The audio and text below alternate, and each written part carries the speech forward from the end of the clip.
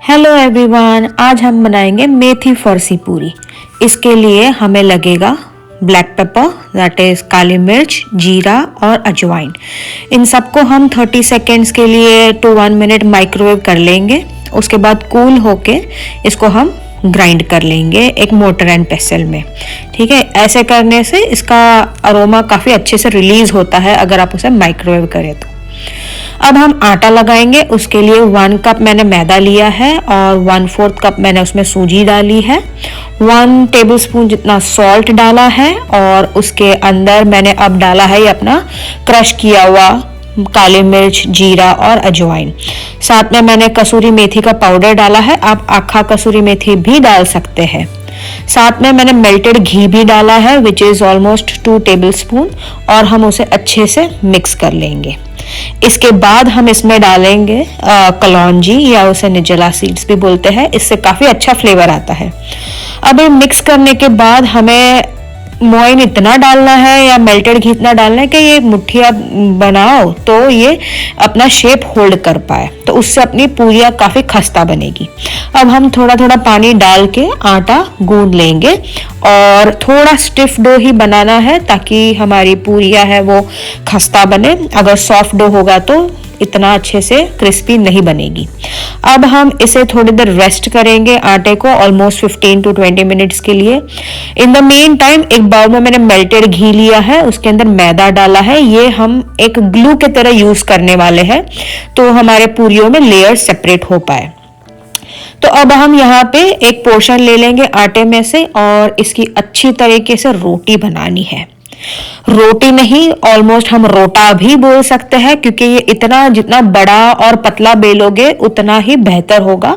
आगे के स्टेप्स में आप देखोगे क्यों हमें इतना बड़ा बनाना है इसे।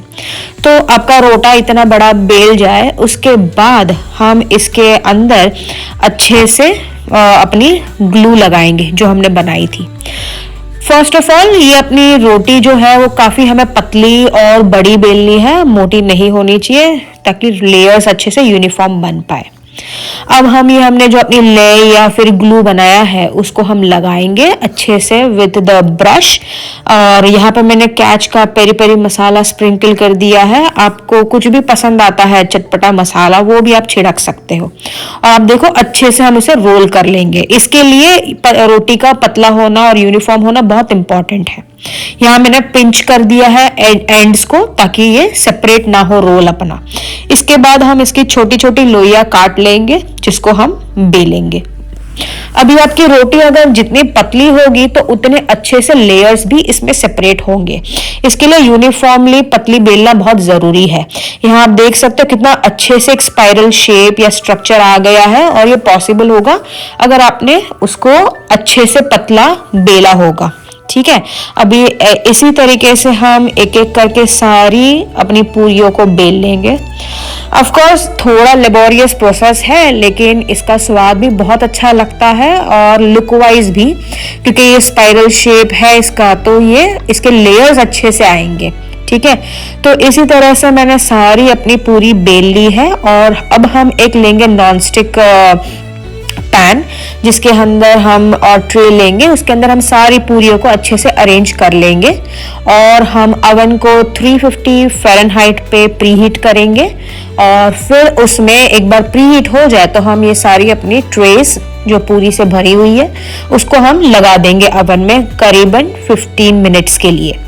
बीच बीच में आप निकाल के 1-2 बार ऐसे ऑयल से पूरी पूरियों को ब्रश कर सकते हैं। दोनों साइड हमें उसको ब्रश करना है ऑयल से। ओके, सो एक साइड हो जाए तो आप उसको फ्लिप कर लेंगे और फ्लिप करके फिर से हम थोड़ा सा ऑयल लगा देंगे। ठीक है, तो इसी तरीके से ये अच्छी सी क्रिस्पी बनेगी और ऑयल भी काफ़ी कम यूज होगा। ये फिटनेस कॉन्शियस के लिए है, अगर जो फिटनेस में है तो आप ऐसा कर सकते हो। ओके, और या फिर आपको तलने में मज़ा नहीं आ रहा तो भी आप ऐसे कर सकते हो। बाकी काफ़ी टेस्टी बनती है इस तरीके से भी, या आप ऑयल में भी फ्राई कर सकते हैं। सेम वे मेरा एक बैच बेक हो रहा है तो मैंने दूसरा भी पोर्शन ले लिया है आटे का एंड मैंने उसको ग्लू लगा दिया है अपना आटा, मैदा और घी का मिक्सचर। ताकि अच्छे से पूरा लेयर बन पाए। और इस टाइम मैं इसमें पेरी पेरी मसाले के बदले हम इसमें लगाएंगे चाट मसाला। ये चाट मसाला से भी बहुत ही टेस्टी बनती है। इसके लिए हम थोड़ा सा चाट मसाला स्प्रिंकल कर लेंगे और जैसे सेम वे हमने लास्ट वाले प्रोसेस में किया था, इसको अच्छे से हम रोल कर लेंगे। और रोल अपना टाइट होना चाहिए, राइट, बीच बीच में गैप्स या ऐसा नहीं होना चाहिए। अच्छे से टाइटली रोल बनाना है ताकि जब आप लोअर काटे उसके तो अच्छे से उसको उसमें स्पाइरल शेप दिखे। ठीक है, तो अगेन हम इसके एजेस पिंच कर लेंगे ताकि वो सील हो जाए और वन फाइनल रोल देने के बाद हम उसकी लोइयां काट लेंगे। ओके, जितनी आपको पतली छोटी जैसी भी चाहिए उस हिसाब से आप लोइयां काट सकते हो। यहाँ पे मैंने मीडियम रखा है, ना ज्यादा पतला ना ज्यादा मोटा। सो अगेन हम सेम वे जैसे लास्ट टाइम किया था, ये पूरी लोइयां लेके हम उसको बेल लेंगे। ओके, सो अगेन या this is time consuming process, but patiently करो तो बड़ा मजा आता है खाने में बाद में उसको, राइट। सो इसी तरीके से हम सारी बेल लेंगे और अगेन इसको हम बेक भी कर सकते हैं एंड फ्राई भी कर सकते हैं। अगेन चॉइस इज योर्स, जो आपको पसंद आए। ठीक है, ऑयल में ऑफ कोर्स लेयर्स अच्छे से सेपरेट होगी। ये जो स्पाइरल हमारा लोया थी और जिसकी पूरी बेली है, लेयर्स काफी अच्छे से सेपरेट होती है ऑयल में।